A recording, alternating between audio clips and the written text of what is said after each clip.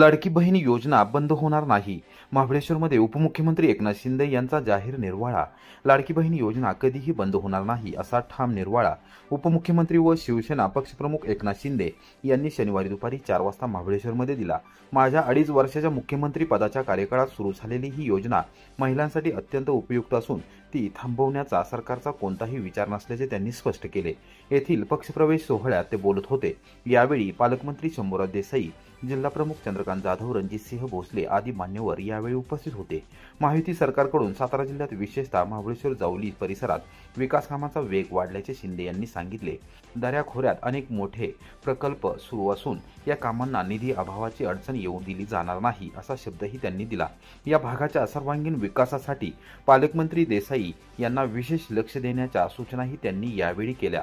महाबळेश्वरमध्ये झालेल्या या कार्यक्रमात अनेक कार्यकर्त्यांनी शिवसेनेत प्रवेश करून पक्षाला बळकटी दिली. सगळ्यांचं मी मनापासून आज शिवसेनेमध्ये स्वागत करतो.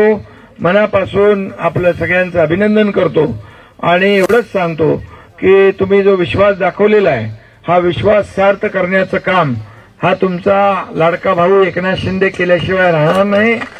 लाडक्या बहिणी आहेत, लाडके भाऊही आहेत आणि म्हणून जे काही या भागामध्ये विकासापासून वंचित काही गोष्टी आहेत, या विकासाला कुठेही पैसे कमी पडणार नाहीत ही खात्री देखील आपल्याला मी देऊ इच्छितो आणि पुन्हा एकदा मनापासून शुभेच्छा देतो. आपण माझं 2.5 वर्षाचा मुख्यमंत्री काळातलं काम पाहिलेलं आहे आणि या राज्यामध्ये जे काही आपण काम केलं, या परिसरामध्ये देखील आपण या सातारा जिल्ह्यामध्ये झालेलं काम, महाबळेश्वरमध्ये झालेलं काम, खाली तापोळ्यात झालेलं काम आपल्या समोर आहे आणि म्हणून विकास प्रकल्प राबवण्याचं काम आपण केलं आणि त्याचबरोबर लोकाभिमुख कल्याणकारी योजना, मुख्यमंत्री माझी लाडकी बहीण योजना आपण केली.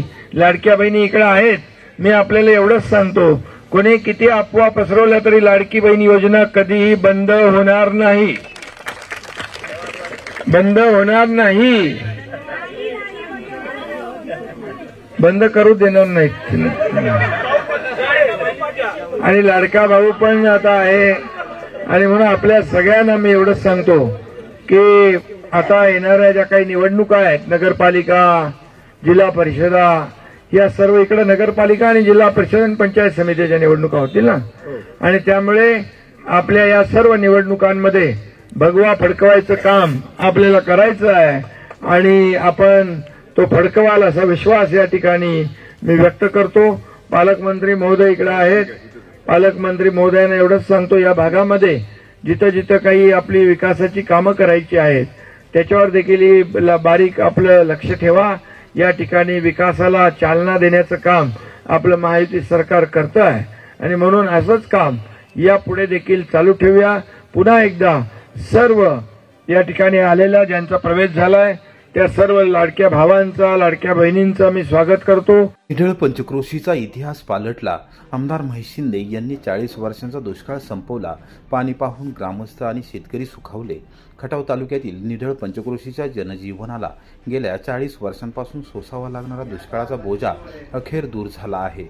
निढळ, धावडदरे, उंबरमळे, शिंदेवाडी, धनगरवाडी आणि आसपासच्या पंचक्रोशीतील गावांनी पाण्याअभावी भोगलेल्या यातना, दर उन्हाळ्याला करावी लागणारी पाण्याची भिका आणि पिकांना येणारे संकट या सगळ्याचा शेवट करण्याचे काम आमदार महेश शिंदे यांनी प्रत्यक्ष पुढाकार घेत पूर्णत्वास नेले आहे. गेल्या अनेक वर्षांपासून प्रशासनाच्या दारात हेलपाटे घालूनही न सुटणारी पाणी टंचाईची समस्या आमदार शिंदे यांनी प्रामाणिक पाठपुरावा, सातत्य आणि ठोस नियोजनाच्या जोरावर सोडवली. पाणी योजनेतील तांत्रिक अडथळे दूर करणे, निधी मिळवणे, कामे गतीने मार्गी लावणे आणि गावोगावच्या लोकप्रतिनिधींशी सातत्याने संवाद साधणे या सर्व टप्प्यांना स्वतःचे काम समजून केलेल्या प्रयत्नांना अखेर यश मिळाले आहे. शनिवारी सकाळी 10 वाजण्याच्या सुमारास निढळ पंचक्रोशीत पाणी येताना पाहून ग्रामस्थांच्या डोळ्यात आनंदाश्रू उमटले. शेतकऱ्यांना नवं जीवन मिळाले असून हंगामी पिकावरचे भवितव्य निश्चित झाले आहे. पाणीपुरवठा सुरळीत झाल्याने मोठा त्रास कमी झाला असून गावागावात नवीन आशेचा किरण दिसू लागला आहे. ग्रामस्थ व शेतकरी वर्गाकडून आमदार महेश शिंदे यांच्यावर अभिनंदनाचा वर्षाव होत आहे. 40 वर्षाच्या दुष्काळातून बाहेर काढणारा खरा जलनायक आम्हाला मिळाला, अशा शब्दात लोकांनी त्यांच्या कार्याचा गौरव केला आहे. रहमतपूर नगरपालिकेत 6 उमेदवारी अर्ज दाखल. महायुतीत जागा वाटपात अद्याप अनिश्चिती. तिरंगी लढतीचे चिन्हे. रहमतपूर नगरपालिका सार्वत्रिक निवडणुकीच्या पार्श्वभूमीवर शनिवारी नगरसेवक पदासाठी एकूण 6 उमेदवारी अर्ज दाखल झाले. निवडणूक निर्णय अधिकारी तथा तहसीलदार डॉक्टर संगमेश कोडे यांनी सायंकाळी 5 वाजता ही माहिती दिली.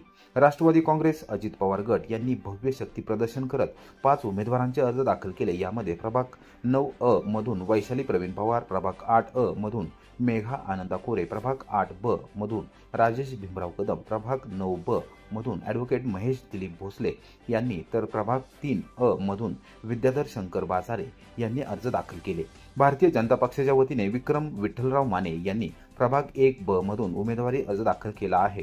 राज्य निवडणूक आयोगाच्या निर्देशानुसार उमेदवारी अर्ज दाखल करण्यासाठी रविवारी देखील सकाळी 11 ते दुपारी 3 वाजेपर्यंतची मुदत उपलब्ध आहे.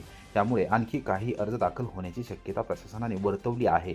दरम्यान रहमतपूरमधील राजकीय घडामोडींना वेग आला असून महायुतीच्या घटक पक्षांमध्ये जागा वाटपाचा तिढा कायम आहे. एकत्रित लढाई की स्वतंत्र याबाबत वरिष्ठ स्तरावर अद्याप निर्णय न झाल्याने अनेक संभाव्य उमेदवारांनी अर्ज तयार ठेवले असले तरी दाखल करण्याचा निर्णय स्थानिक नेतृत्वांच्या संकेतावर अवलंबून आहे. लोकनियुक्त नगराध्यक्ष पदासह 20 नगरसेवक पदांसाठी ही निवडणूक होत आहे. स्थानिक समीकरणे, माहितीतील अनिश्चितता आणि विरोधकांची हालचाल पाहता तिरंगी लढत होण्याची दाट शक्यता निर्माण झाली आहे.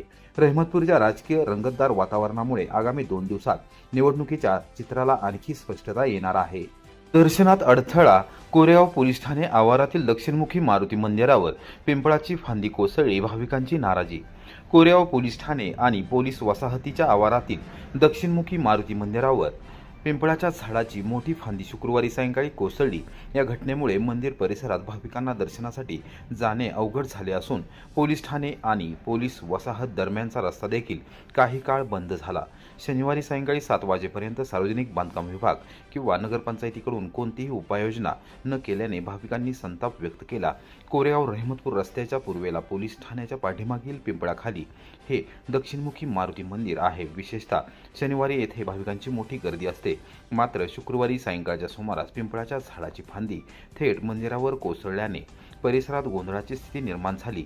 पोलीस कर्मचाऱ्यांनी तात्काळ सार्वजनिक बांधकाम विभाग व नगरपंचायतीला संपर्क करून फांदी हटवण्याची विनंती केली. तथापि दिवसभर कोणतीही कार्यवाही न झाल्याने शनिवारच्या दर्शनास आलेल्या शेकडो भाविकांना मोठ्या अडचणींचा सामना करावा लागला. मंदिर परिसर प्रवेश करणे कठीण झाले. सामान्य नागरिकांची कामे न होणे आम्हाला नवीन नाही, पण देवाच्या बाबतीत तरी प्रशासनाने तत्परतेने प्रतिसाद द्यायला हवा होता, अशी संतप्त प्रतिक्रिया भाविकांनी व्यक्त केली.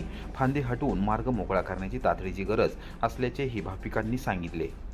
मी सुधीर भोसले. आपल्या पोलीस स्टेशन आवारामध्ये मारुती मंदिरावर काल 4 वाजता पिंपळाची डाळी तुटलेली आहे. तर आज शनिवार असून इथं भक्तांची संख्या जास्त असते. डांपी मंदिरावर पडली असून तिला कुणाच्या जीवितास धोका होऊ नये तरी असणारं कोणतं प्रशासन आहे त्यांनी येऊन ही आपली डाळी व्यवस्थितरित्या बाजूला करून पोलीस स्टेशन आणि भक्तांसाठी सोयी करावी. तसेच पोलीस स्टेशन आवारामध्ये आपले भक्तगण आणि पोलीस स्टेशनातील अधिकारी यांना येण्या जाण्याकरता हा त्रास होत आहे व त्यांच्या जीवितास बी धोका आहे. तर 24 पोलीस आपल्यासाठी 24 तास उपलब्ध आहेत. तर त्यांच्यासाठी प्रशासन काच उपलब्ध राहू शकत नाही. नारायण रानबरे, कोरेगाव. मंदिरा इथं आदळलं आहे. मंदिराच्या इथं झाड पडलेलं आहे काल 5 वाजता. आज शनिवार आहे, लोक येतात पूजेला, दर्शनाला. अजून ते झाड काढलेलं नाहीये तरी सर्व याची दखल घ्यावी.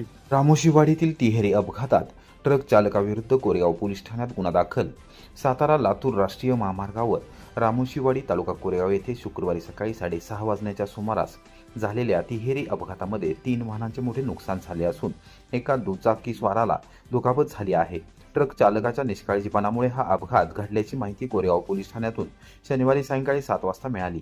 मिळालेल्या माहितीनुसार दिनांक 13 नोव्हेंबर 2025 रोजी सकाळी औदुंबर बाबू डोंगरे, राहणार दत्तनगर, खंडाळे, तालुका माळशिरस, जिल्हा सोलापूर हा त्याच्या ताब्यातील अशोक लेलँड माल ट्रक अतिवेगाने आणि रस्त्याच्या परिस्थितीकडे दुर्लक्ष करून बेफिकीरपणे चालवला. पुशेगाव सातारा मार्गावर आल्यानंतर त्याने मॅसिव्ह फॉर्मेशन कंपनीचा ट्रॅक्टर संतोष मारुती फाजरगे यांचा मालट्रक तसेच इंद्रजित शहाजी गायकवाड यांच्या ज्युपिटर स्कूटीला जोरदार धडक दिली. धडकेची तीव्रता इतकी होती की तीनही वाहनाचे मोठे नुकसान झाले. स्कूटीस्वार इंद्रजित गायकवाड हे अपघातात जखमी झाले. जखमीला तातडीने दवाखान्यात न नेता ट्रक चालक घटनास्थळावरून फरार झाल्याची माहिती पोलिसांनी दिली. तसेच अपघाताची माहिती संबंधित पोलीस ठाण्यात न देण्याचा आरोपही त्याच्यावर आहे. या प्रकरणी औदुंबर बाबू डोंगरे याच्याविरुद्ध कोरेगाव पोलीस ठाण्यात गुन्हा दाखल करण्यात आला आहे. हवालदार विक्रांत लावण तपास करत आहेत.